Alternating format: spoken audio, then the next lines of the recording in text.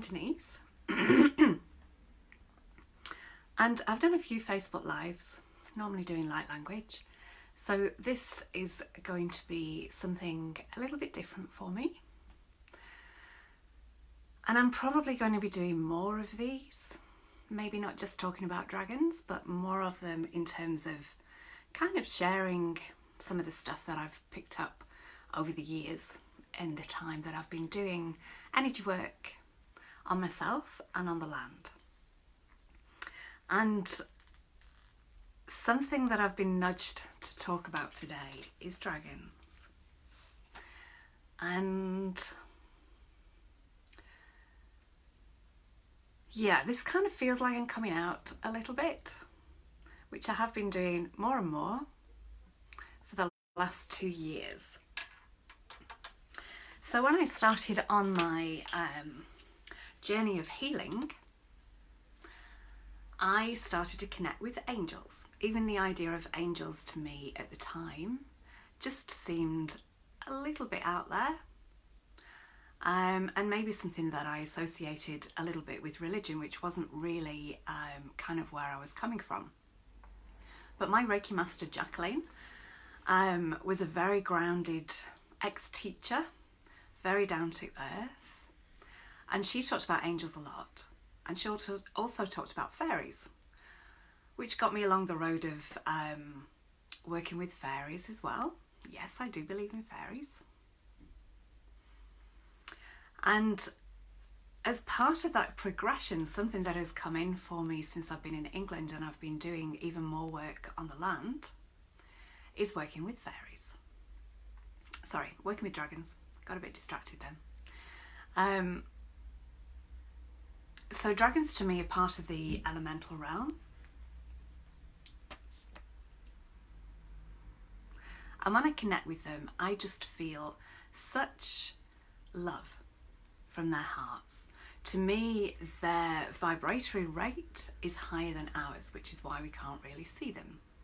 And also my feeling is that they've been dormant on the planet for a long time, and awakening a time that we have woken up a little bit and that our energy is in a place where we can now connect with them. Okay. So my background, I used to be a nurse and I was quite scientific in the way that I viewed the world. I have a Bachelor of Science in Nursing Studies and a very questioning, I would say, mind. And now, instead of wanting things to be proved to me through science, the way that I kind of receive my proof is in how I feel about things. I'm working more with my body about things. I'm working more of my inner knowing. And I've had quite a few experiences with dragons. And it feels to me that they are becoming known in the more in the wider world, let's say. They're coming through in adverts, series such as Game of Thrones, not that I've seen that. So they seem to be coming more into our awareness at the moment, and I don't think that's by chance. I don't believe that that is for no reason at all. I think we are becoming more open to them. Okay, so I wrote a few notes because my memory kind of disappears when that little camera thing is in front of me. Hi, Becky. I am at some point going to do a larger kind of Zoom Facebook Live at some point, and also ask other people to share their experiences of dragons in that as well. And I will just say that I am by no means an expert on dragons. I'm just being nudged by the dragons to share of my experiences with them. And this might be a few different Facebook Lives, I'm not sure at this stage. But yeah, I'm coming out saying that I love dragons, I work with dragons. Dragons are my friends. So in a way, as I was saying earlier, in a way for me, working with dragons has been like a natural progression. Angels came first, fairies and the other elementals, mermaids, across that whole realm. And when I was in Australia, my first experience with dragons was when I wrote my children's book.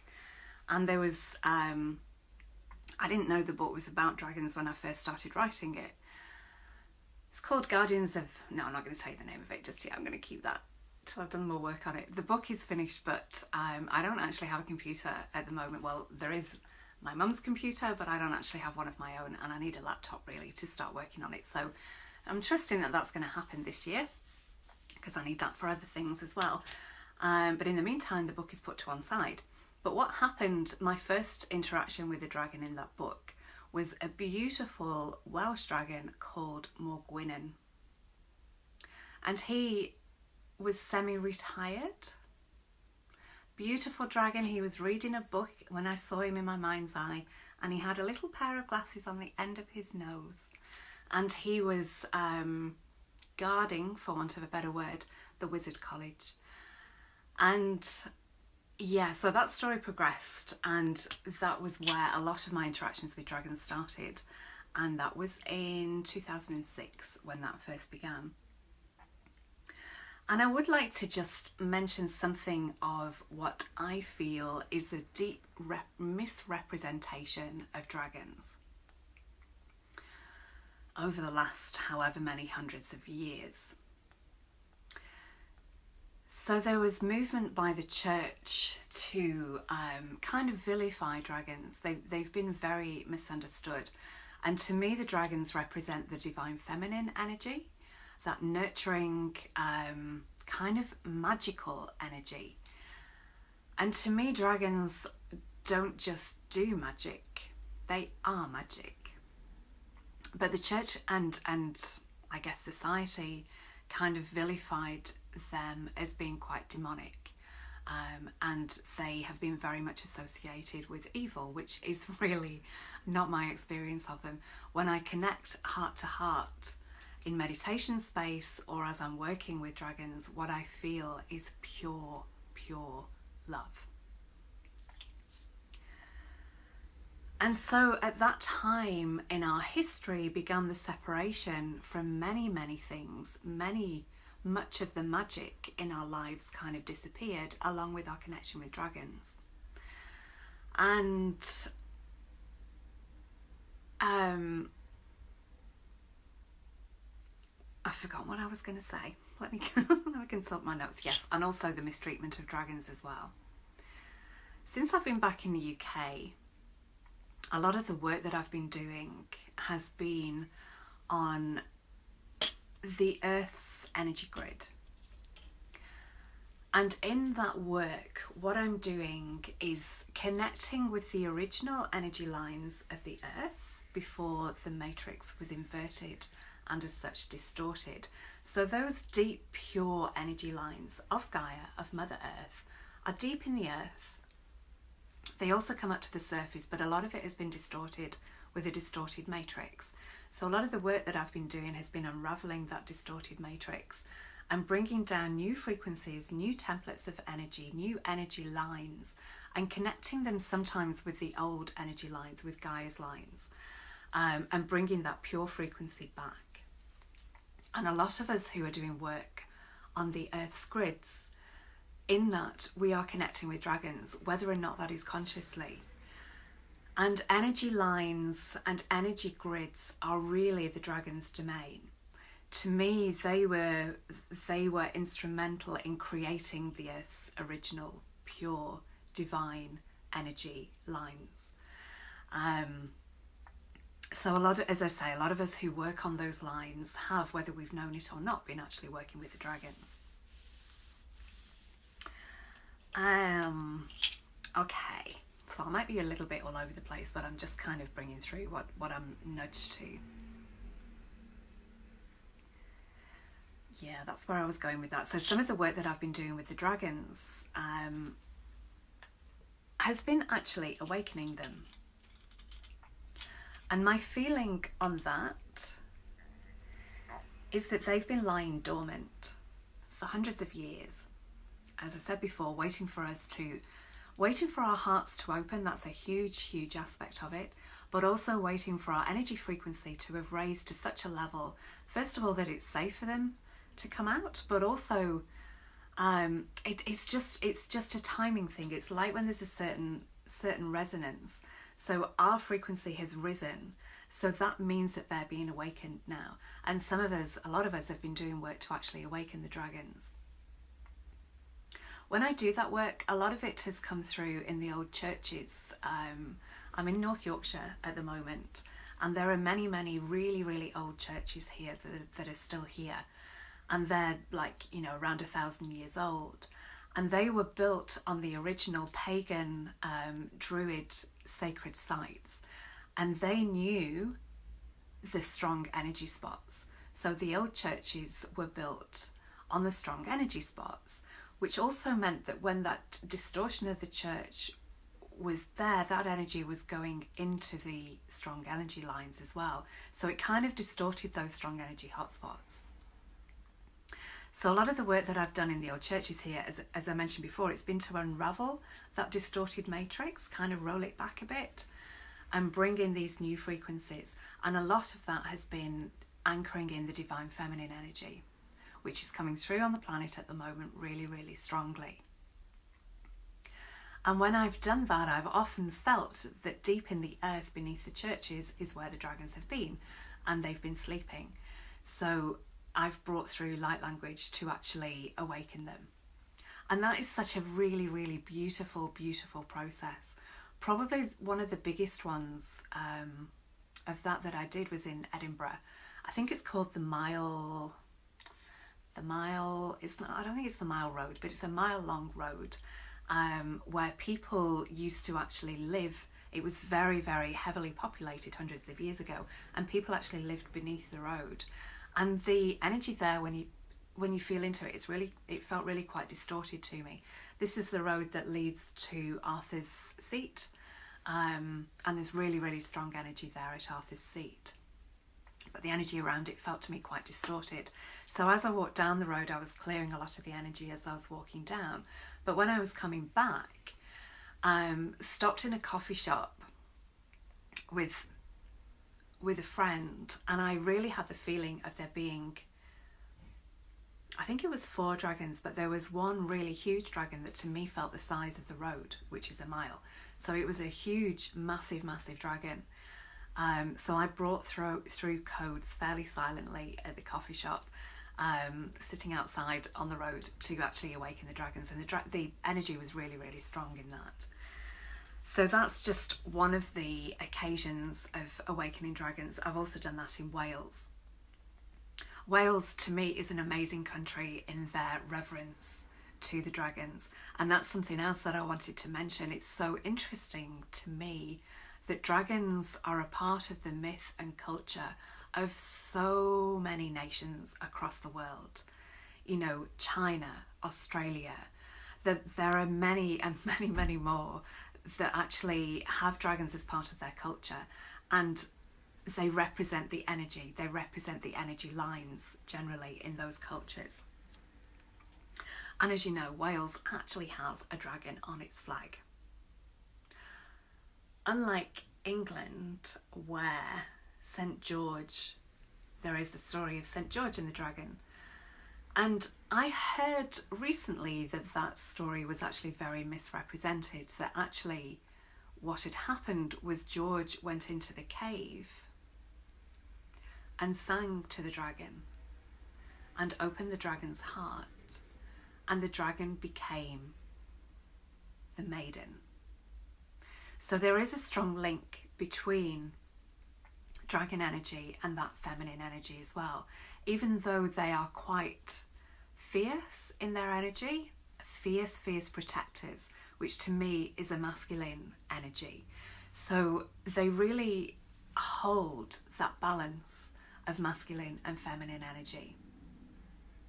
There are many kinds of dragons. I don't know quite how to word this. The elements are really important with dragons. So some are like fire dragons, water dragons, earth dragons, air dragons. We associate dragons with fire. And some of the work that I've been doing recently is actually activating the water dragons. And my feeling on that is that new lines of crystalline energy are being created on the planet, which is, it's like crystalline water lines. And I also believe that we're activating those within our own physical vessel as well, within our own bodies. So these crystalline water lines, the water dragons are really quite key in that work. So if you're working with the waterways on the planet, call in the water dragons, because their energy is really, it's really, really powerful in that regard.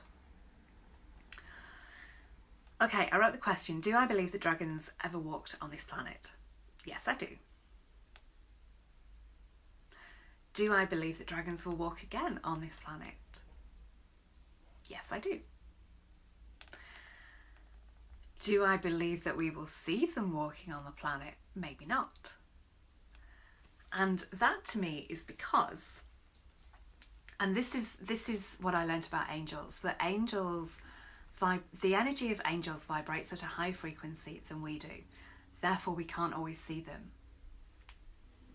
Unless we train our eyes, like we can learn to see things with these eyes, and we can see everything with this inner eye. So work on our inner eye and our pineal gland is really helpful if you want to see energy and see beings such as this. To me, when I see beings, it's often in my peripheral vision, because your peripheral vision is more relaxed. So it's often with your peripheral vision that you might see movement, you might see shimmering, you might see sparkles, you might see orbs. And then when you look, because our natural tendency when we see something peripherally is to look with our central eyes, and we can't see as well with our central eyes, so we think nothing's there because we're trying to focus on it, but it's that soft focus that actually allows you to see energy and see beings. And my feeling is the same with the dragons as with the angels, that their vibration is actually higher than ours, so we can't really see them. They've been around a long, long time. My feeling with creation story is that dragons were the first beings to be created, before the planets, before Earth even. So they've been around a long time. So I feel quite justified in saying that their vibratory rate is higher than ours as humans. Okay, what else did I write?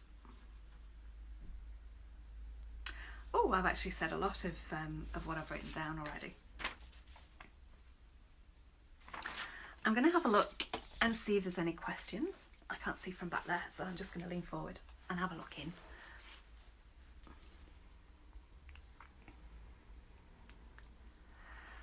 Okay. Oh, there's been a lot of people coming in and out. Thank you.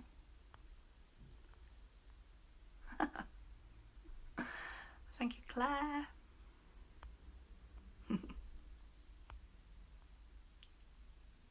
Oh, thank you, Becky. Yeah, I was definitely getting the nudge to do this. I almost did it yesterday. I've had a few technical issues. You can't see this, but my phone, where's the little bit that fell off? So this should be on a tripod. It's not. I bought this tripod 2 months ago and it's falling apart. There's also a screw in there that's not screwed in properly. So this is the bit that holds your phone. It won't go on top of the tripod anymore. So what I've had to do, and I was doing this for hours yesterday, well not hours, but a long time. It was over half an hour yesterday trying to get this sorted so that I could use it. Any contributions towards a new tripod will be gratefully received. So the tripod bit is there, this bit isn't, but my iPod, because it's in my iPad, because it's in one of those wallets with like a keyboard thing, it can kind of like slot over the top, and my phone is blue tacked to my iPad screen because that's the best way that I could do it. So I can't do any outside broadcasts at the moment until I get a new tripod. So there you go. Okay. I think I was starting to say something else there, but it's gone. Oh yeah, so I was going to do it yesterday and I just ended up not doing so. I was very much encouraged. And I saw that Susie Jones was here a minute ago. Oops. Susie Jones crocheted this for me. Isn't it amazing? Her hands have not been the same since.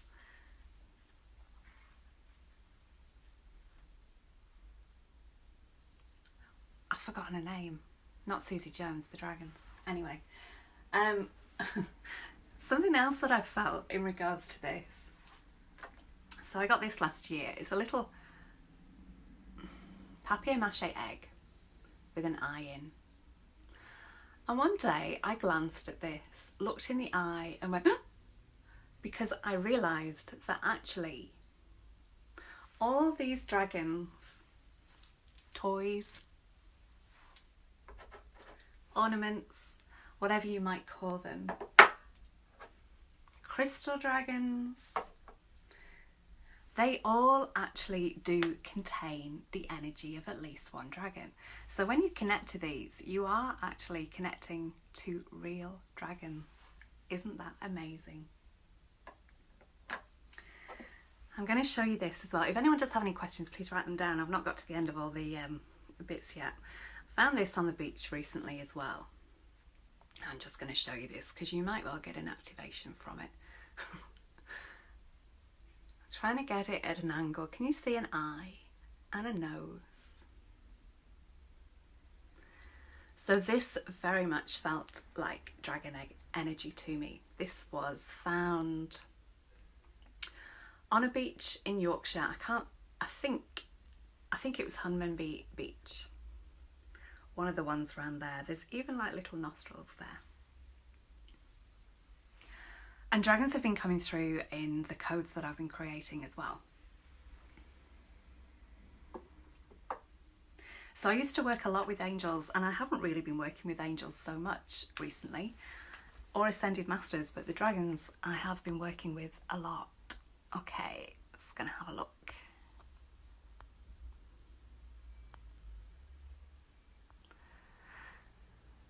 Oh, took glasses off, can't read without those. Yes, thank you, Becky. We must have another chat soon.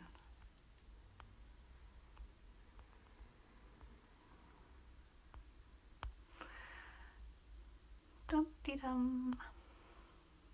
Oh, thank you everyone who's come in.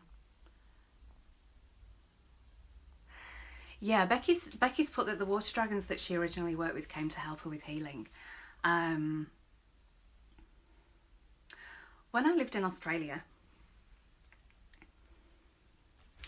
at the Arts Factory Backpackers where I worked, there are actually real live lizards. They're not actually lizards, they are dragons. And they are termed dragons, and they're called water dragons. And these, I just loved these beings so much. Their body was about that long, and their tail was 2/3 that size. Like from nose to tail, a third of their body was, 2/3 of them was tail. I'm not very speaking very clearly. So they had really long tails, except this one particular dragon that to me was like an ambassador between that world, that kind of reptile world, and humans. And the water dragons have become quite feisty over the time, and now they climb on people when they're eating and trying to eat their food, especially their eggs. But this one particular male water dragon was the alpha male, and some people not so affectionately called him Stumpy because his tail was very short. His tail was only that long because apparently someone had stood on it, and they can regrow their tails, so they lose their tails. Oh, that reminds me of something else. Hopefully I'll go on to that when I finish this tail. So when they lose, they can detach their tails when they're in danger so that they can like run and get away. So this one had lost a tail, and it was quite close to the top. Like often they just lose the end of their tail and it grows back really easily. So it had grown back, but because he was getting on a little bit, and because it was such a wide part of his tail, it hadn't really ever grown back properly. It had only grown back about that much. But this particular water dragon, who I named Bob, was just so friendly with people, and he would let you stroke him. And when you stroked his head, and his eyes were amazing, he had like little, almost like little pyramids on his eyelids. He was so, so beautiful. But when you stroked him, he went, I don't know if he actually went, I might have added that for effect. But he did actually like lift his head up and close his eyes, because he really, really enjoyed, he really, really enjoyed being touched. And it was amazing for people, for a wild animal, to allow that. And because so many people stayed at this backpackers, hundreds of people ended up stroking this water dragon, and it was really beautiful to see. And what I was going to mention about the water dragons is their ability to grow back tails. And I feel that we have lost some of that ability. And stem cell stuff, for example, teeth, stem cell technology, would you call it, is now growing back teeth. So there's something that we have to learn from the dragons about regenerating, that's the word I'm looking for, regenerating our own bodies. And I think they hold a key to us for that. And a lot of us are working at the moment with rejuvenation and regeneration codes. So we will, I think in that, calling on the dragons is going to be really, really helpful. Okay. This is fun. It's quite odd talking to myself, but because I know there's quite a few of you here, it doesn't quite feel that way. I said to Shanine this morning that I was going to do this, and I didn't know how I felt about it, because normally I just speak light language on these things. I don't really speak English, but it is time for me to share some of the stuff that I've worked with and come to know over the years. Yeah, so Anna Isabel, thank you for that.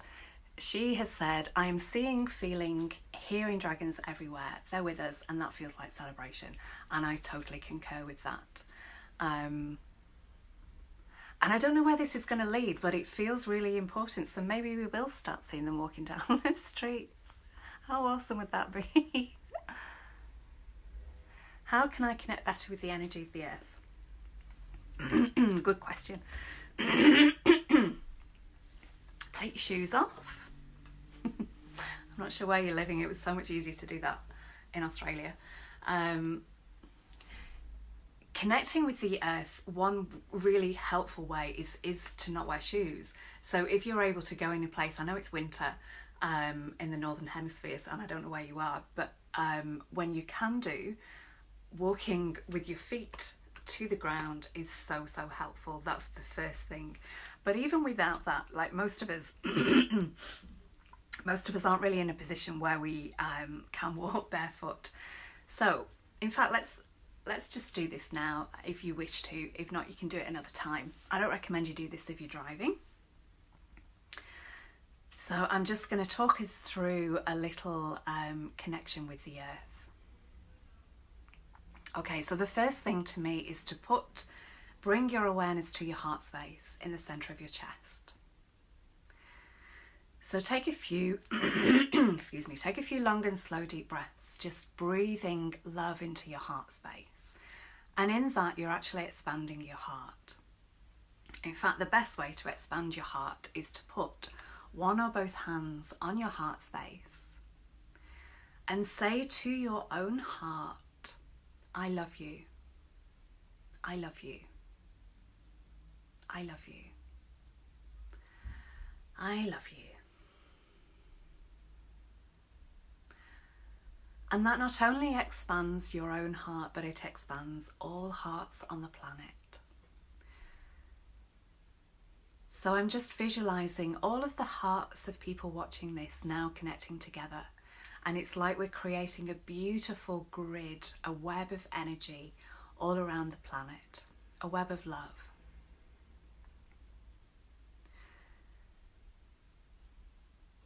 Now, at the base of your spine is your coccyx, your tailbone. So now bring your awareness, take your awareness down through your body take it down your spine, all the way down to the coccyx at the end. And let's all just breathe love into our coccyx. So take a few deep breaths, as if you're really breathing it deep down, all the way down to your tailbone. And we've become quite disconnected from Earth. This is a really good question because it's time for us to connect again with Earth more strongly. And as you bring your awareness to your tailbone, the energy there might feel a little bit stuck. So I'm just going to bring some light language through to actually clear that area so that through your tailbone, the energy can go down and really connect to the heart of Gaia. Ishtihrad aka erat mata a uit argost uyarat inni iatata. Kuli hiodo ona makala est ierod ona maki iet at ast ayato o. Hole arad ki ist ana kile iost uyatata. So let's just all send love now from our hearts to Gaia. And I'm actually visualizing that love going down my spine and out through my coccyx. And also out through my feet. So out through the soles of your feet. And then it's as though that energy is going deep into the earth and spreading along like the roots of a tree. And going deeper and deeper down into the earth. And each time you breathe in, oh hang on a sec. Each time you breathe in, okay, I'll see you later, I'm just recording. All right, bye. So each time you breathe in, you're actually breathing the love of Gaia up through your feet and through your coccyx. So you can feel that supportive, nurturing and grounding energy moving up through those roots, up through your feet, up through your coccyx and going up into every cell of your body. And let us just thank Mother Earth, Gaia, for her energy, for supporting us, for nurturing us. And let's send her love.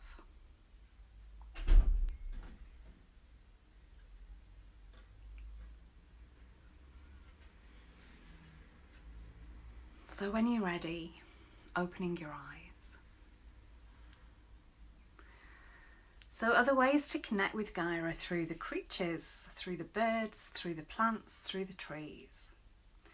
So going for walks in nature, hugging trees, sitting with trees, allowing trees' energy to come into you, and you might hear messages from the trees as well.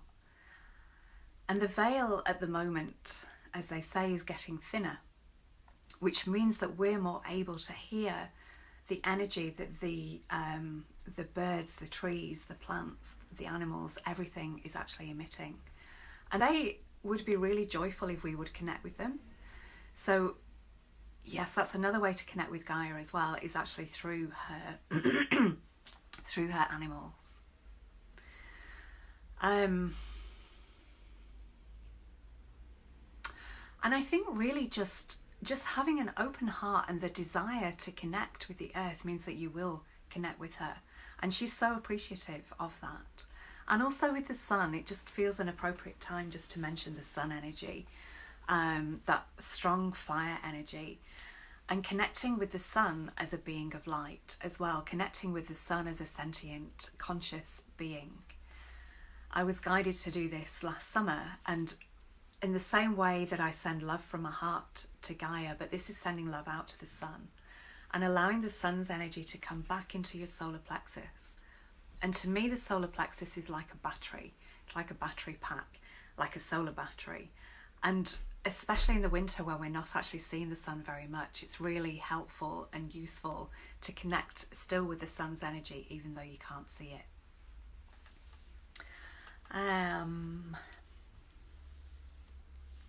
Yeah, I think that's all that's coming through for that question. Thank you, Linda, for that.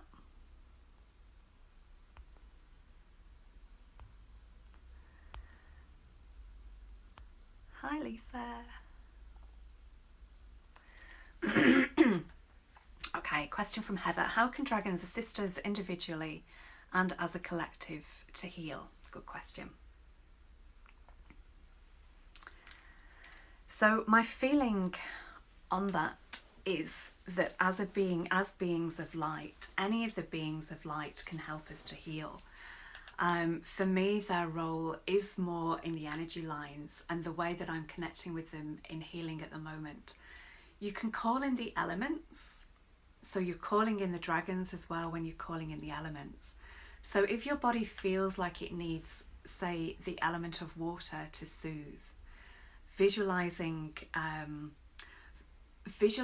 that you're surrounded by water and that you're breathing in water, and breathing that into all of the nooks and crannies in your body, in your energy field. And the fire element to me is really important. When I'm working on people's bodies, sometimes you feel like you want that fire energy, which is such a strong cleansing energy, to move into an area and just really cleanse. Fire energy, dragon energy, that fire energy is like Kali energy, and it can be quite destructive, but it can also be an amazing cleanser. So call them in, and my feeling is that they're actually creating these new energy lines with us at the moment. Our bodies are changing, our bodies are going through a lot of change at the moment, as we are evolving as energy beings.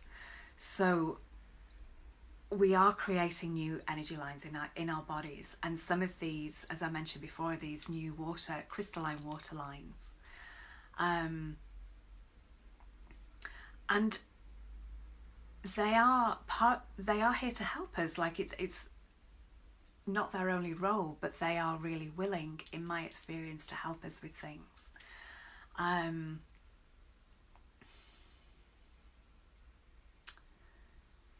I think there's more to come through for that, but I'm going to feel into that question a bit more as well, and it might be that on another one that I'll have more information for that.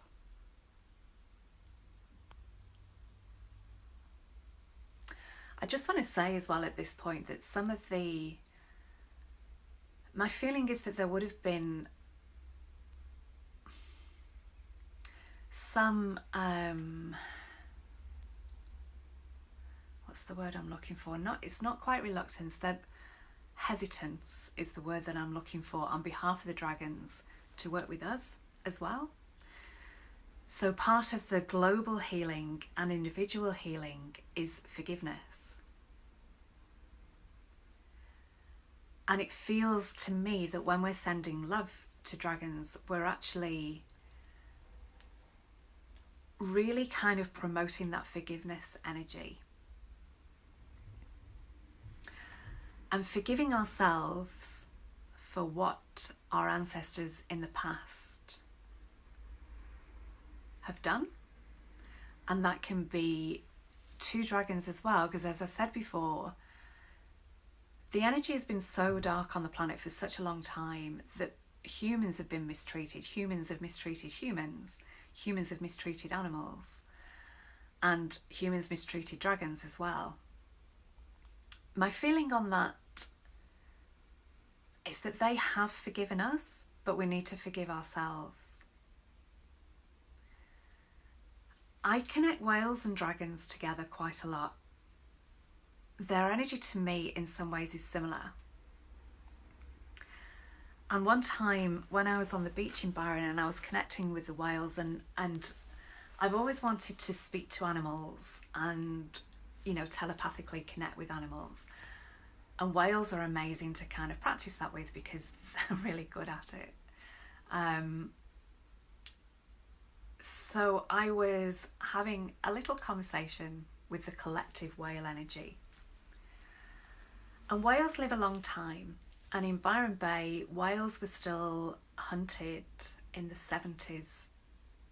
Certainly the 60s, I think it stopped in the 70s. Whales live for a long time.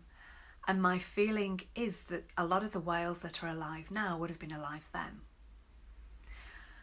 And you often see little kayaks going out to see the whales, and the whales will often come up close. And whales, as you probably know, they slap their tails down and, you know, they're huge. They've got such power in those tails. They also do the same with their fins. They really slap their fins down, and they teach the calves to do that, especially in the Bay of Byron. It's like a horseshoe shape when you're looking at it from the beach. And I think there's safety in the bay for the whales to come and teach their young tail slapping and slapping their fins. And they could do a lot of damage to those kayaks and the boats if they wanted to.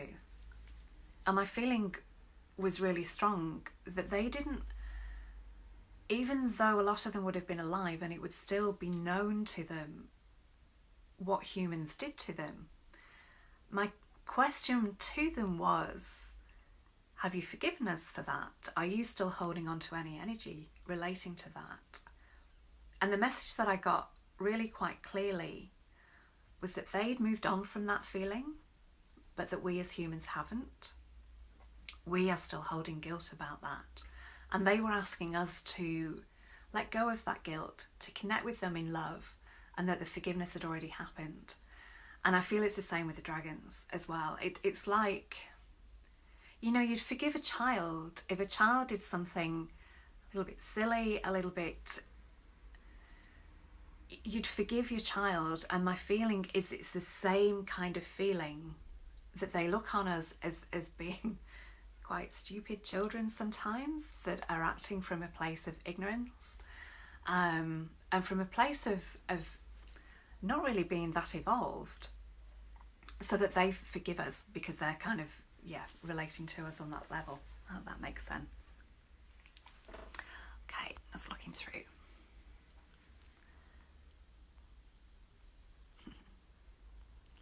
Thank you, Linda. Okay, any more questions? Because if not, I think I might be done for now. Any of you that do healing work, try calling in the dragons. As I say, I always used to call on angels, ascended masters, archangels. I've always worked with the archangels really since I started doing energy work in 2001. So try calling on the dragons when you do that and feel the energy that comes through. And ask them for guidance, because they're really wise.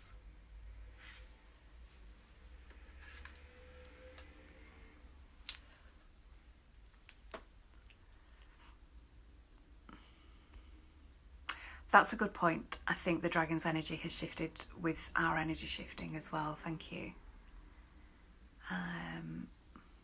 So I'm just going to read out Anna's comment. I am feeling that as the hang on. When another message comes through, I'll try and read this quickly. I'm feeling that as the collective is choosing love and light, the essence of dragons also shifted in a way, which makes sense because we are one with everything. Yeah, really good point. So they are responding, resonating with this new energy. It is like they are jumping with us, all ascending, whatever we may call it. That is so true. And thank you for that reminder that actually it helps them as well. And they're learning from us too. It's a two-way process. Even though their frequency might be higher than ours already, their frequencies can still go higher. So in helping us, they're actually helping themselves.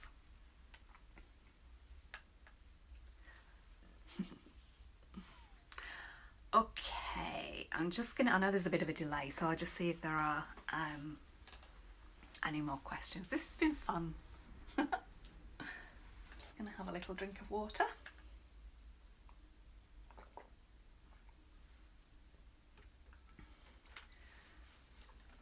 So I do intend to do some more of these.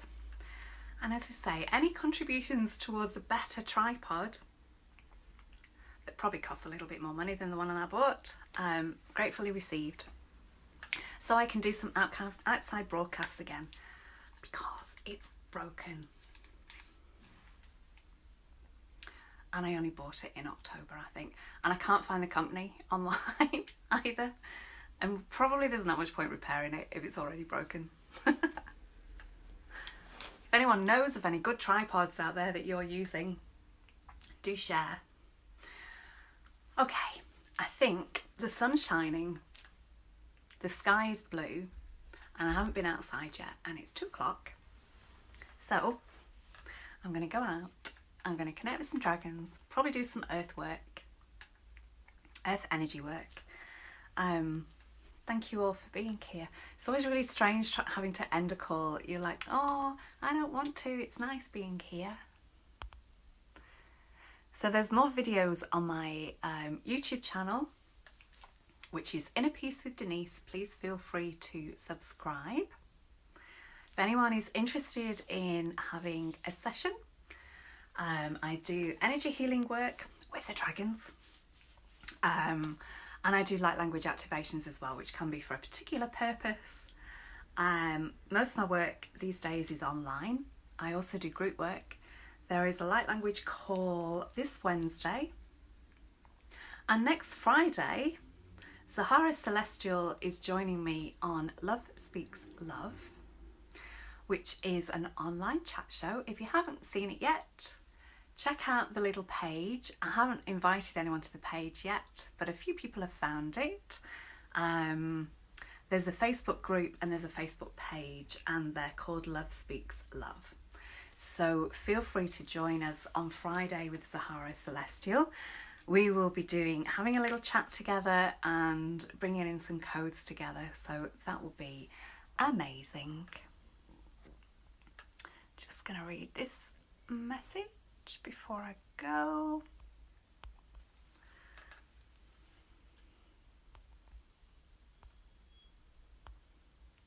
Oh, that's the one I read already. All right, brilliant. So thank you everyone for joining me. I also have a Facebook page called Denise's Frequency of Love page, which is just a bit of a long name. If you do it the other way and do www.facebook.com/Inner Peace with Denise, which is all one word, that's my work page. So lovely to connect. Thank you all for being here. Love and blessings from my heart to yours. I'll see you soon. Oops.